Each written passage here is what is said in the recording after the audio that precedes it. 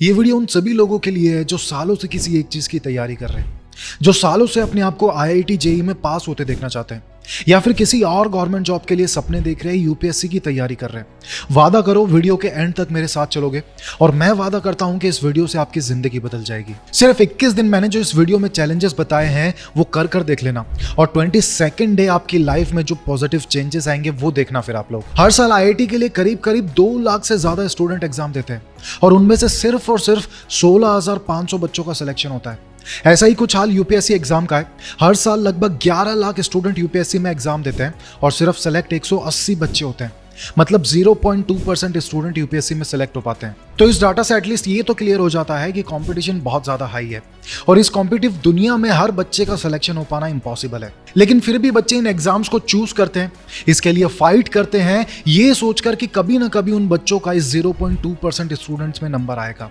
इस मेहनत के लिए, ना हारने वाली विल पावर के लिए एक बार अपने लिए जोर से तालियां बजा दो। इतना बड़ा कंपटीशन फाइट करने के लिए जो हिम्मत चाहिए, जो विल पावर चाहिए, वो है आप लोगों में। चलो, जब सोच लिया कि आईआईटी करना है, यूपीएससी क्रैक करना है और इसी सोच के साथ तैयारी करनी स्टार्ट भी कर दी है, तो कुछ बच्चे अब कोटा जाएंगे, कोचिंग इंस्टीट्यूट में एडमिशन लेंगे और कुछ बच्चे अपने ही होम टाउन में कोचिंग लगवा लेंगे। और जिनके पास पैसों की प्रॉब्लम है वो कोई काम करते करते अपने आप की खुद से तैयारी करेंगे। सपना देख लिया एग्जाम क्रैक करने का, आईएएस आईपीएस बनना है, जिद है तुम्हारी, ठान लिया है तुमने, तो चलो अब आ जाओ पॉइंट पर। पहले तो ये सपना वर्ड यूज करना बंद कर दो। ये कहना बंद कर दो कि मेरा सपना है, मुझे आईआईटीएन बनना है, मुझे आईपीएस बनना है, ये मेरा सपना है, ऐसा कहना बंद कर दो। आज से हम इस आईआईटी या यूपीएससी के गोल को एम कहना स्टार्ट करेंगे, क्योंकि सपने सोते हुए देखता है इंसान और उठने के बाद कई बार भूल भी जाता है वो, और एम अचीव किए जाते हैं। और एक बार जब ठान लिया कि यूपीएससी मेरा एम है, मुझे आईपीएस बनना है, तो अब आपके दिमाग में सवाल आना चाहिए कि कैसे बनूंगा मैं, स्ट्रैटेजी क्या है, कैसे अचीव करूंगा मैं मेरा एम। तो आ जाओ अब सेकंड पॉइंट पर। अब शांति से बैठकर एक पेपर और पेन ले लो और अपने आप से ये सवाल करो, वाई यूपीएससी या आईआईटी? मुझे आईएएस ही क्यों बनना है? क्या होगा आईएएस बनकर?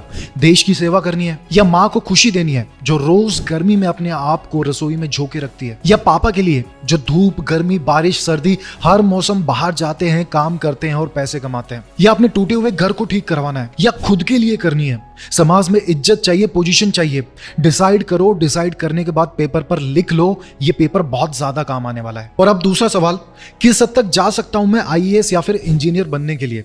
सोचो, क्या तुम इसके लिए अपना घर छोड़ सकते हो, अपने दोस्तों को छोड़ सकते हो, टीवी खेलना कूदना घूमना फिरना ये सब छोड़ सकते हो? आप किस हद तक जा सकते हो अपने एम को अचीव करने के लिए? लिखो, पेपर पर लिखो। अगर लिख लिया है तो अब आगे चलते हैं।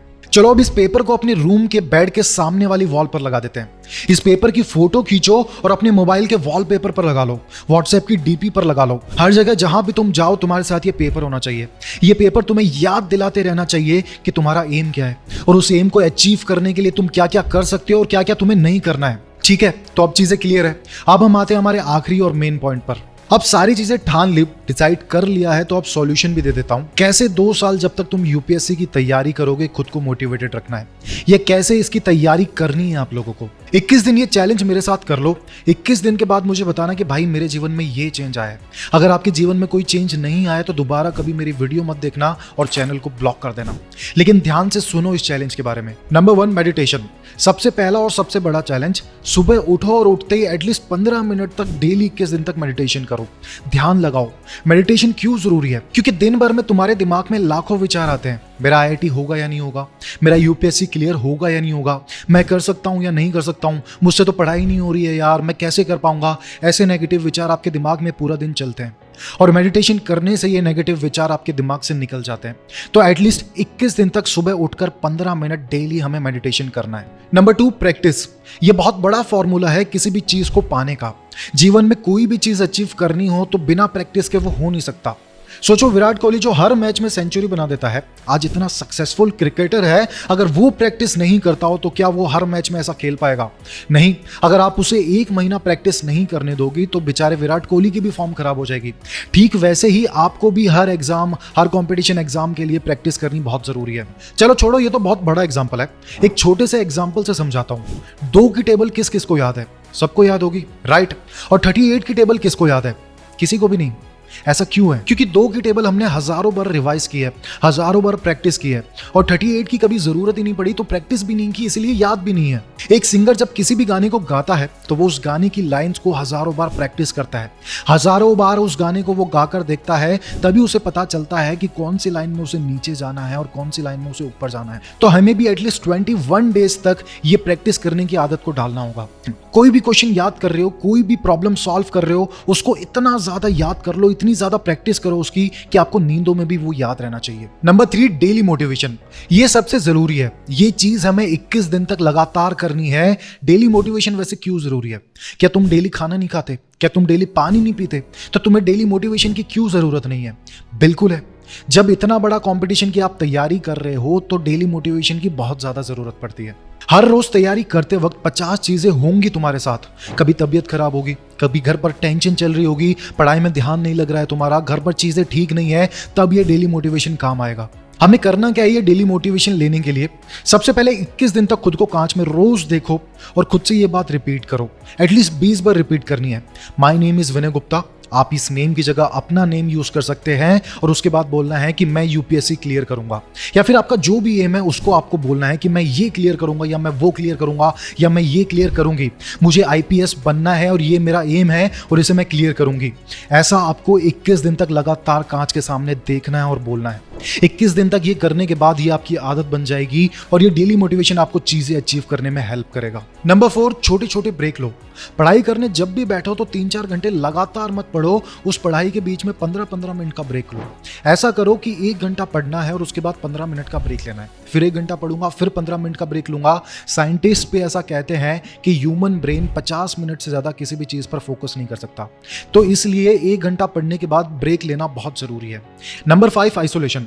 ये सबसे जरूरी पॉइंट है, इसलिए मैंने इसको सबसे लास्ट में रखा है, तो ध्यान से सुनना इस पॉइंट को। अगर आप इतने बड़े कंपटीशन की तैयारी कर रहे हो तो बहुत जरूरी है कि आप अपने आप को कुछ महीनों के लिए सबसे दूर कर दो। भूल जाओ सबको, सारे डिस्ट्रैक्शन को हटा दो, सिर्फ एक अल्टीमेट गोल, एम को याद रखना है। तुम्हारे दोस्त, अड़ोसी पड़ोसी कहीं नहीं जाएंगे, तुम्हारे घर वाले, तुम्हारे मम्मी पापा कहीं नहीं जाएंगे, सब वहीं रहेंगे। अगर तुम्हारा यूपीएससी क्लियर हुआ तब भी वो वहीं रहेंगे, अगर तुम्हारा यूपीएससी क्लियर नहीं हुआ तब भी वो वहीं रहने वाला है।